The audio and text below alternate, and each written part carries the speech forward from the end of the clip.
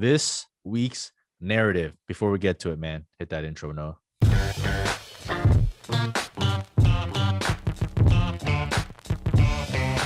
All right, this week's narrative. You have to reach up for stud quarterbacks in startup drafts. We've seen it throughout the Twitter streets. I've seen it play out in my startup dynasty leagues. 9, 10, 11 quarterbacks ripping straight off the bat in the first round. People are quarterback hungry right now in startup drafts, and it is wild. It's wild. And people like, when you go ask why people do it, everyone's like, there's no greater time than a startup to get a quarterback. The quarterback will never be cheaper in the startup draft. And look, like that's like maybe true in the past when there was value to be had. But for me, it's like I'm very, very against this narrative. And every time I get on Twitter and talk about it, people get big angry because they're like, no, this is what smart people say. This is what you have to do. You have to draft quarterbacks. But there is no fucking way I would ever draft a Carson Wentz over a Devontae Adams or a Stephon Diggs. And I've seen that happen now twice in analyst expert leagues. Now, no disrespect to all of those analysts, but as I've tweeted before, when I say with no all due respect, I actually mean total disrespect, because I think that's insane. It is insane to do that. Noah, like I don't know if you've done any startups recently, but it is crazy to see the quarterbacks go. And if you guys paid attention to last year when I wrote the draft guide, I talked about like the heavy duty quarterback strategy where you like hoard all the quarterbacks and draft a bunch of them. That strategy is just not viable anymore, because like the amount of reaching you have to do to get these quarterbacks that are subpar, and you're passing up stud running back, stud wide receivers on the way. It's just insane. It's insane to me. It makes no sense. Noah, talk some sense. Do you agree with what's going on here? Like, I have no idea what's going on. I don't even know what to do with it. I think I tweeted out like a week or two ago. It seemed like 2 years ago, everybody was choosing wide receivers round one because of the longevity. Last year, it was robust running back because they're so fucking good. This year, everybody wants a quarterback. The mantra of positional advantage is no more. People want positional advantage. You don't get positional advantage if everybody's drafting the same fucking position 12 picks in a row.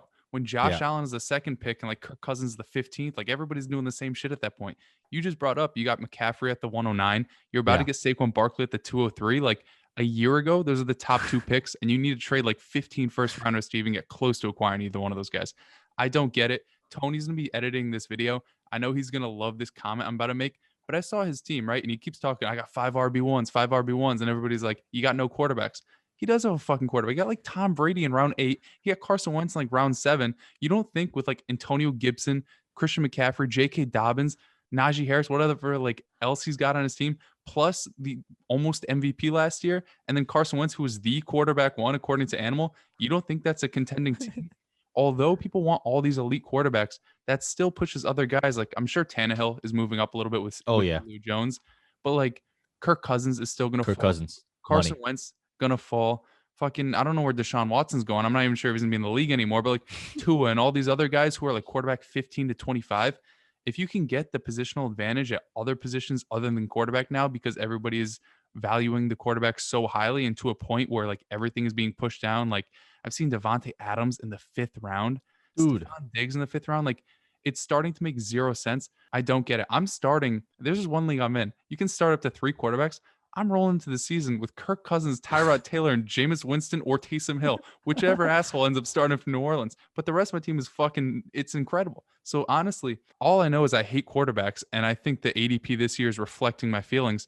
I don't understand how Christian McCaffrey, a guy who averages like 30 points a game for the past 2 years, albeit like 3 games played last year, is going behind 8 guys. It Yeah. could be like 8 Marshall Falks, and I would still take Christian McCaffrey ahead of one of them. Yeah, it's a bit crazy. I mean, I'm in this league right now, and I literally just drafted Christian McCaffrey in the first round. This is the first round starter pick I've made in I don't even know how long, but I wasn't able to trade back, and I'm like, all right, well, fuck it, I'll just take Christian McCaffrey at the 1.09.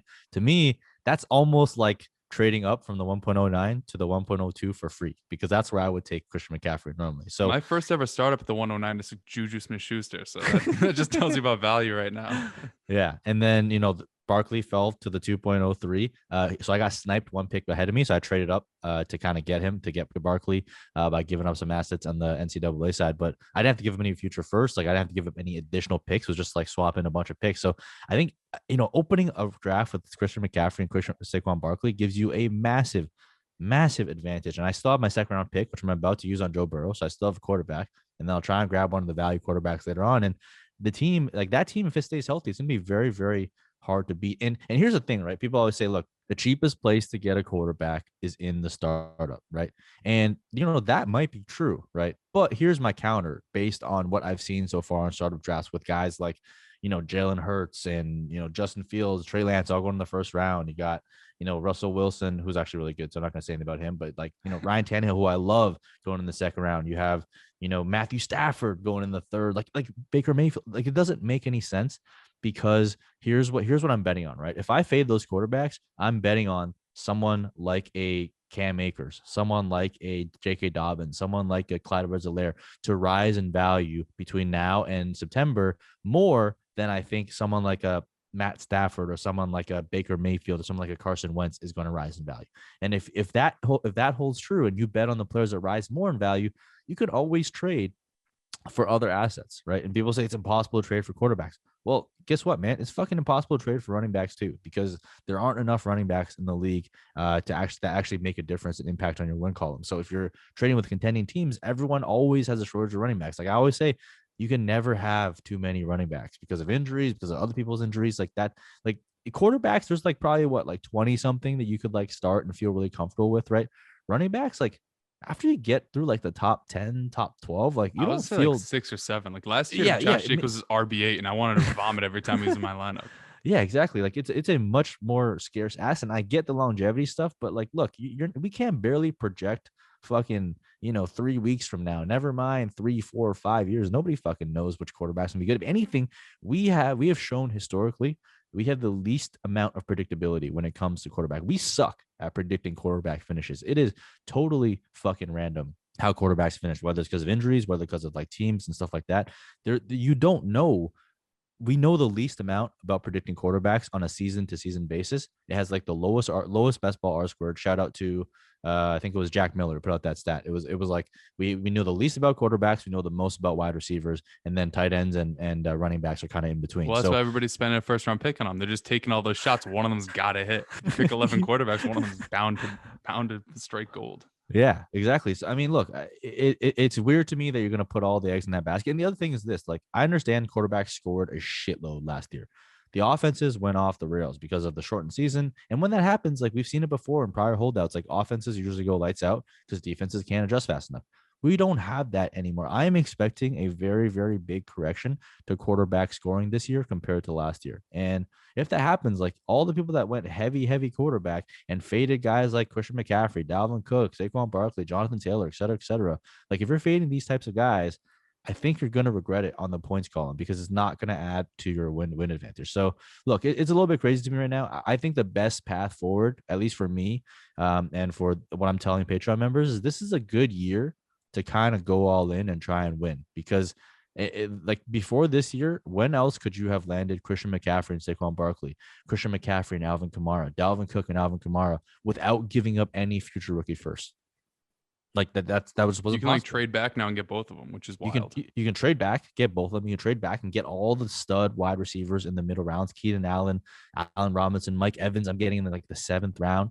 These are all you can build. You can trade back, get assets, and still build a team that wins right now. And I think is a very unique year that's possible, and it wouldn't have been possible in prior years. So if you guys are in a position to do that, I highly recommend you do that. Do not chase the tail of the quarterback. Do not follow the herd, because following everyone else rarely will yield you a positive result. And if you go against the grain this year and just go heavy running back studs, I think if you do fade injury, like the ceiling of your team is going to be very hard to be matched by anyone else. So that's kind of my takeaway from this whole thing. No, I don't know if you have anything else to add. No, same things. You heard the man. Fade everybody but Justin Herbert round 1, and you're guaranteed a ring.